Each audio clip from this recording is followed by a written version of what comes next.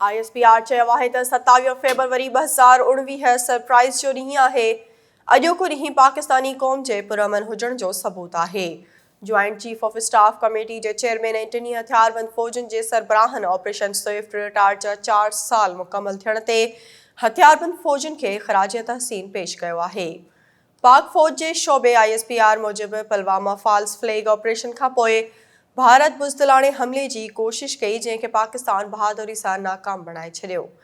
पंहिंजे हिकु बयान में DG ISPR वधीक चयो त 27 फ़रवरी इन ॻाल्हि जो सबूत आहे त पाकिस्तानी पुरअमन क़ौम आहे। DG ISPR चयो त हथियारबंद फ़ौज वतन जे दिफ़ा लाइ हर वक़्तु तयारु आहे। कंहिं बि अॻभराई जो भरपूर जवाबु ॾिनो वेंदो।